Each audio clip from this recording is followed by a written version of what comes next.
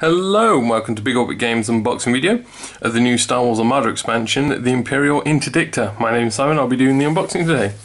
So the aim of the unboxing is to show you what you get in the box. It's not an in-depth tactical guide or anything like that, it's just show you what you're getting in the Interdictor. I'll get the stuff out, show you and give you a few thoughts, but otherwise it's just show you what's in there. Now the Interdictor is one of my favourite ships from the expanded universe.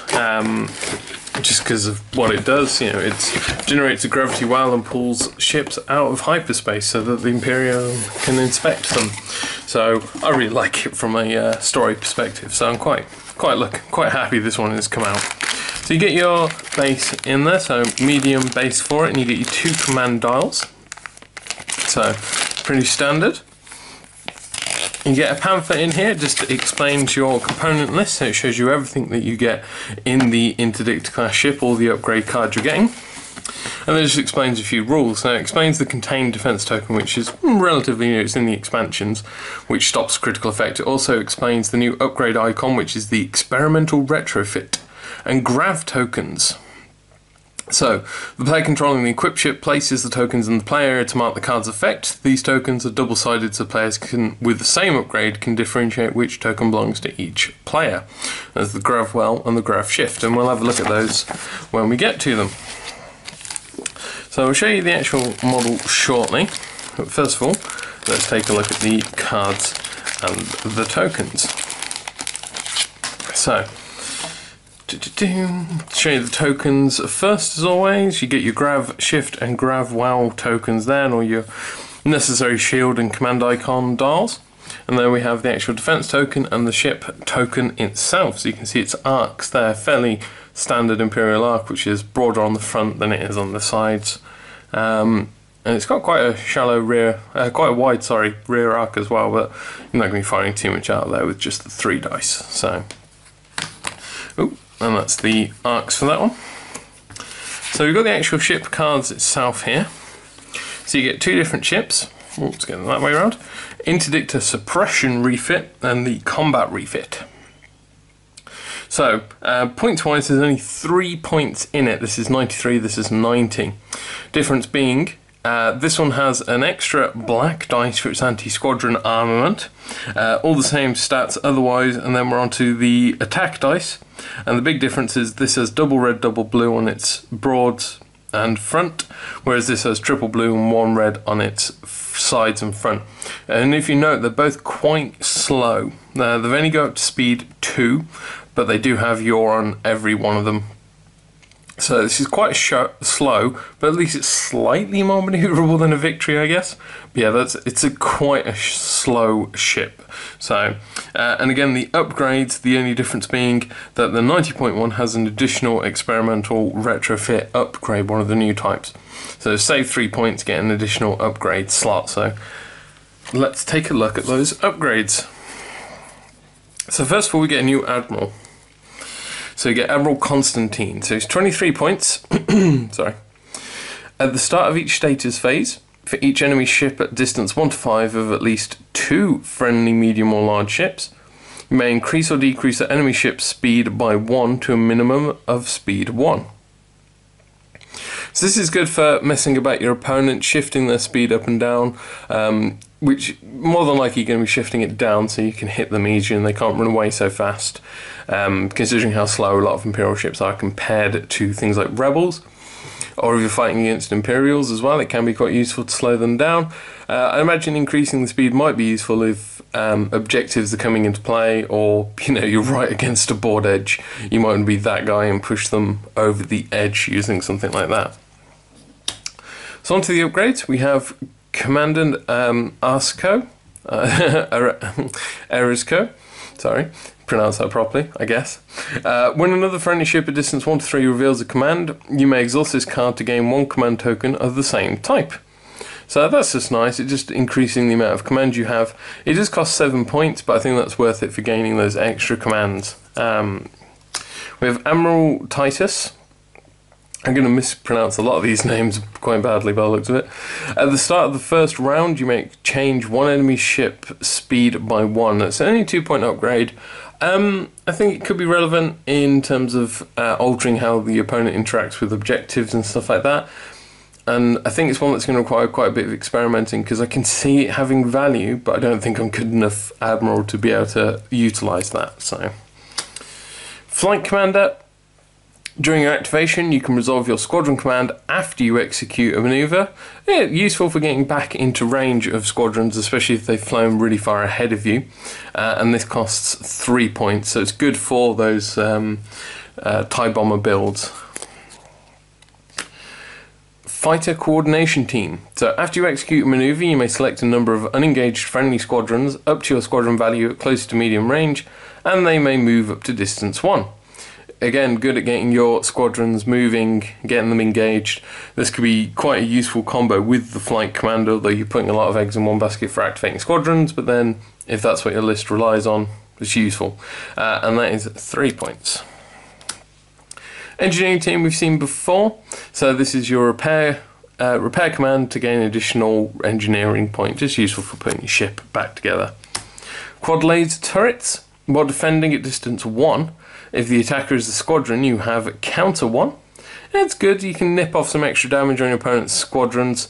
It's 5 points. I can't see it being heavily used, except maybe as a meta call against squadron heavy lists. So yeah, but it's good to be able to have, you know, have that bonus of being able to do counter 1. Leading shots is another reprint. While attacking, you may spend a blue die to reroll any number of dice in your attack pool. Rerolling is always useful, especially with those blanks. The MS-1 ion cannons. So blue crit, choose and exhaust one of the defender's upgrade cards. Could be useful. It's only 2 points, and you need to be activating first, or at least before your opponent's big hitters or whatever's got the upgrade card you're trying to target first. So it could be useful, but I feel like it's an over expenditure of a blue crit, really. So here's the G7x Experimental Projector. So before an enemy ship at distance 1 to 5 resolves a determined course step, you may exhaust this card to temporarily reduce its speed by 1 to a minimum speed 0 until the end of the manoeuvre. So there's only a temporary reduction, keep that in mind, but it could be what you need to stop your opponent from being able to escape away from you. Now, it doesn't permanently put them at 0 if they're at speed 1. So, you know, you're not denying them their defense tokens. So for 8 points, I think this is a very useful card for keeping your opponent in place, so you can just keep hitting them with those powerful front arcs. Grav Shift Reroute. So, before deploying fleets, place 1 Grav Shift token anywhere in the play area. After deploying fleets, you may move each obstacle at distance 1 to 3 of that token to within distance 2 of that obstacle's current location. Obstacles cannot overlap tokens, obstacles, or ships. So, could be useful. 2 points for the ability to sort of alter the makeup of the terrain on the board. Again, it's a very tactical thing to do. It's something I don't think I can utilise very well, because I'm just not that good at flying. But I know some players who I think will make big use of using something like this to really alter the dynamics of the playing field. So I like that card. It's something different. The G7x Gravel Projector. Before deploying fleets, place a Gravel token anywhere in the play area. And when a ship deploys at distance 1 to 3 of a Gravel token, its speed dial must be set to 0. Good at delaying your opponents or denying a board edge. It will force them to set up in other areas, otherwise they're going to have to be set to speed 0, and that will slow them down even more. So yeah, I like that one. Targeting Scrambler. When a friendly ship at distance 1 to 3 is defending at close range, during the spend defense token steps, you may exhaust this card to force the attacker to reroll up to 4 dice of your choice. So at 5 points, that's quite a nice upgrade defensively. Of course, the downside is re-rolling could force your opponent to actually get better results, but it depends what dice they're rolling. If it's blue, you've got a good chance of them just rolling into accuracies and getting away with it. Then titles, we have the Interdictor title. When a ship activates, you may exhaust this card to ready 1 other upgrade card equipped to this ship. So, yeah, that's not too bad for 3 points. Does utilise some of these new exhausting cards. We've seen quite a few in the new expansion, so yeah, that could be a useful one. And there we go. That's our only title card in there. Which is a shame. You usually get more than one title card. You usually get a pack of 3 with these sort of things, but it is only medium class as well, so only one title. Bit of a shame. Despite the fact that titles, you know, we do use titles quite a bit, but it'd be nice to see a few more. So let's take a look at the actual ship itself. So here we go. So here's the interdictor. I really love the design of it. I love these big gravel generators on it, this flat top. It's one of my favourite designs that I've seen. I love this big spine down the middle. I mean, the detailing for an FFG product is fantastic. Underneath you've still got a hangar bay in there, which is cool. Lots of panel detailing still, and the engines are coloured in, which is something I always like to see. So yeah, I'm really happy with the interdictor. I really like it. So let's compare it to the Victory. So that's them side by side.